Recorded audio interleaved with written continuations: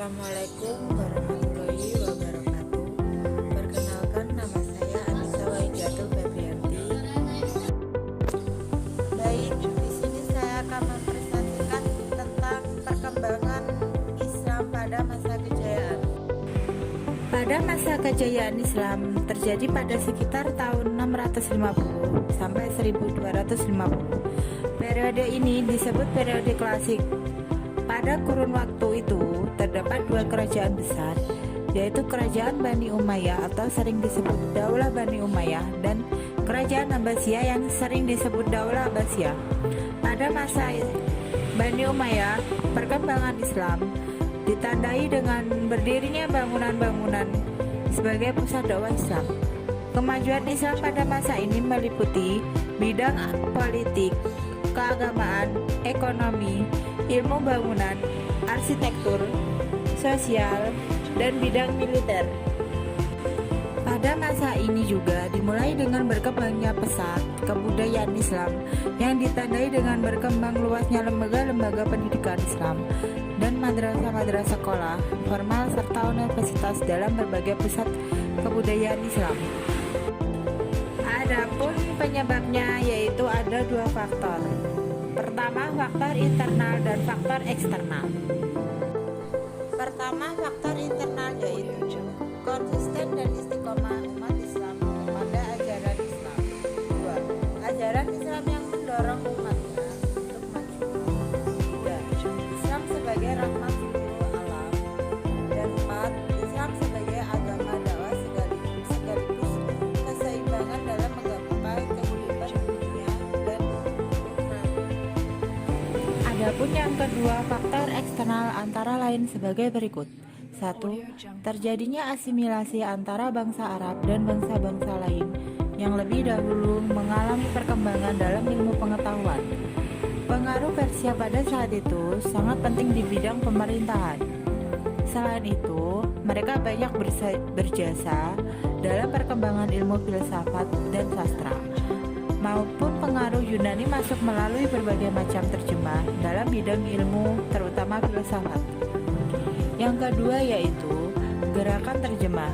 Pada masa periode klasik, usaha penerjemahan kitab-kitab asing dilakukan dengan giat sekali, dan pengaruh gerakan terjemah terlihat dalam perkembangan ilmu pengetahuan umum, terutama di bidang astronomi, kedokteran, filsafat, kimia, dan sejarah. Pada faktor selain tersebut yaitu kejayaan Islam ini disebabkan pula oleh adanya gerakan ilmiah atau etos keilmuan dari para ulama yang pada periode klasik tersebut, yaitu antara lain melaksanakan ajaran Al-Quran secara maksimal, di mana banyak ayat dalam Al-Quran yang menyuruh agar kita menggunakan akal untuk berpikir. 2. Melaksanakan isi hadis, di mana banyak hadis yang menyuruh kita untuk terus-menerus menuntut ilmu, meskipun harus ke negeri Cina. Bukan hanya ilmu yang agama yang dicari, tetapi ilmu-ilmu yang lain berhubungan dengan kehidupan manusia di dunia. 3. Mengembangkan ilmu agama dengan berijtihad, ilmu pengetahuan umum dengan mempelajari ilmu filsafat Yunani. Maka pada saat itu banyak bermunculan ulama tauhid kalam, tafsir hadis, ulama bidang sains, dan lain-lain. Yang keempat, ulama yang berdiri sendiri serta menolak untuk menjadi pegawai pemerintahan. Baik, di sini saya akan melanjutkan, yaitu perkembangan lembaga pendidikan Islam. Pada masa kejayaan pendidikan Islam tersebut merupakan suatu periode di mana pendidikan Islam berkembang pesat, yaitu pendidikan yang sangat dominan dipengaruhi dalam membentuk pola kehidupan dan pola budaya umat Islam. Berbagai ilmu pengetahuan yang berkembang melalui lembaga pendidikan itu menghasilkan pembentukan dan pengembangan berbagai macam aspek budaya umat Islam. Pada masa kejayaan ini, pendidikan Islam merupakan jawaban terhadap tantangan perkembangan dan kemajuan kebudayaan Islam. Kebudayaan Islam ini telah berkembang dengan cepat, sehingga mengguli dan bahkan menjadi puncak budaya manusia pada masa itu. Dalam perkembangannya ini, kebudayaan Islam ada dua faktor, yaitu yang mempengaruhi faktor pembawaan dari ajaran Islam itu sendiri atau faktor berupa tantangan dan rangsangan dari luar. Dan selanjutnya saya akan menjelaskan tentang pola pemikiran pada masa kejayaan. Di situ ada beberapa faktor kemajuan, yaitu faktor sosiografi dan aktivitas ilmiah. 1. Faktor sosiografi sangat mempengaruhi perkembangan dan kemajuan ilmu dan peradaban Islam sebagai berikut. 1. Meningkatnya kemakmuran umat Islam yang mengandalkan hasil dari berbagai industri, kebudayaan berkembang pesat, dan kemakmuran dapat tercapai pada masa itu. 2. Luasnya wilayah kekuasaan Islam menjadi penyebab banyak orang Persia dan Romawi yang masuk ke Islam kemudian terjadi dan menjadi umat Muslim yang taat, dan terjalinnya perkawinan antara umat Islam dengan mualaf yang menghasilkan keturunan. Selain itu, postur tubuh yang baik, kecerdasan akal, dan kecakapan berusaha. Yang ketiga yaitu pribadi beberapa khalifah pada masa itu seperti Al-Mansur, Harun al-Rasyid, dan Al-Ma'mun yang sangat mencintai ilmu pengetahuan, sehingga kebijaksanaannya banyak ditunjukkan pada masa kemajuan ilmu pengetahuan. Baik, di sini saya akan menjelaskan tentang tokoh-tokoh pemikiran Islam. Yang pertama yaitu Al-Khawarizmi. Kontribusi beliau tak hanya berdampak besar pada matematika, tapi juga dalam kebahasaan. Aljabar berasal dari kata aljab, satu dari dua operasi dalam matematika untuk menyelesaikan notasi kuadrat yang tercantum dalam buku beliau. Kata logarisme dan logaritma diambil dari kata algorismi, latinisasi dari nama beliau. Nama beliau juga dikerap dalam bahasa Spanyol guarismo dan dalam bahasa Portugis. Al-Khawarizmi menekuni hampir seluruh pekerjaannya antara 813 sampai 833. Setelah Islam masuk ke Persia, Baghdad menjadi pusat ilmu dan perdagangan, dan banyak perdagangan dan ilmu dari Cina dan India berkelana di kota ini. Yang juga dilakukan beliau, dia bekerja di Baghdad pada sekolah kehormatan yang didirikan oleh Khalifah Bani Abbasiyah Al-Ma'mun. Tempat dia belajar ilmu alam dan matematika, termasuk mempelajari terjemah manuskrip Sanskerta dan Yunani. B. Al-Ghazali.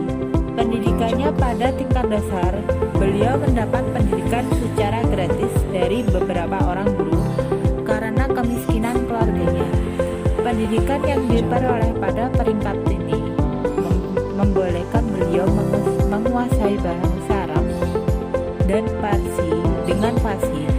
Oleh sebab minatnya yang mendalam terdapat ilmu, beliau mulai mempelajari ilmu usuluddin, ilmu mantik, usul fikih, filsafat, dan mempelajari segala pendapat keempat mazhab hingga mahir dalam bidang yang dibahas oleh mazhab-mazhab tersebut.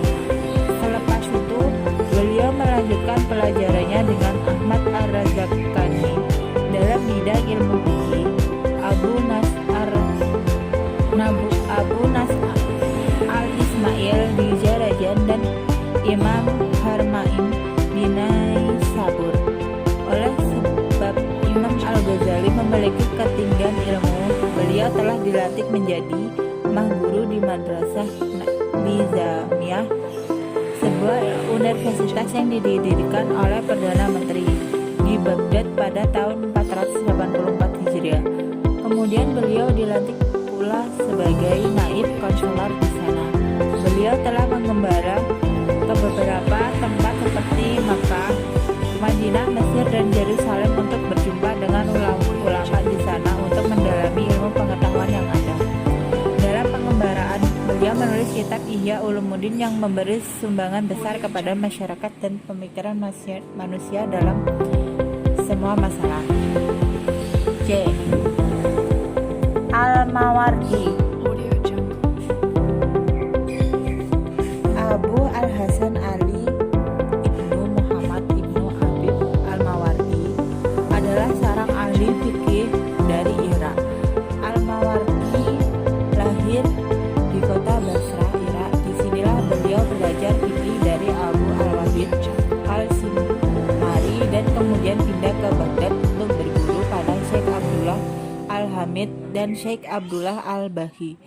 Bukunya yang terkenal adalah kitab Al-Hakam Al-Sultani, buku tentang tata pemerintahan dan undang-undang tentang kementerian, dan kitab Nasihat Al-Mulk. Yang keempat, Ibnu Khaldun, bapak ekonomi. Di antara sekian banyak pemikiran masa lampau yang mengkaji ekonomi Islam, Ibnu Khaldun merupakan salah satu ilmuwan yang paling menonjol. Ibnu Khaldun sering disebut sebagai raksasa intelektual paling terkemuka di dunia. Ia bukan saja bapak sosiologi tetapi juga bapak ilmu ekonomi, karena banyak teori ekonominya yang mendahului Adam Smith dan Ricardo. Artinya ia lebih dari 3 abad mendahului para pemikir barat modern tersebut. Muhammad Ilmi Umar secara khusus telah menulis sebuah karya ilmiah berjudul Abul Iqtisad. Ibnu Khaldun artinya bapak ekonomi. Dalam tulisan tersebut, Ibnu Khaldun dibuktikan secara ilmiah sebagai penggagas pertama ilmu ekonomi secara empiris.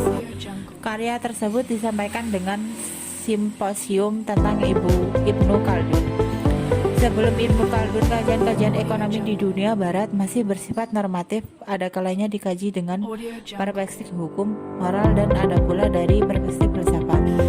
Karya-karyanya yaitu para ilmuwan barat seperti ilmuwan Yunani dan zaman skolastik bercorak tidak ilmiah karena pemikiran zaman pertengahan disebut memasukkan kajian ekonomi dan kajian moral. Sedangkan Ibnu Khaldun mengkaji problem ekonomi, masyarakat, dan negara secara empiris. Ia menjelaskan fenomena ekonomi secara aktual, dan Muhammad Najatullah As-Siddiq menuliskan poin-poin tentang pada materi kajian Ibnu Khaldun tentang ekonomi. Sekian presentasi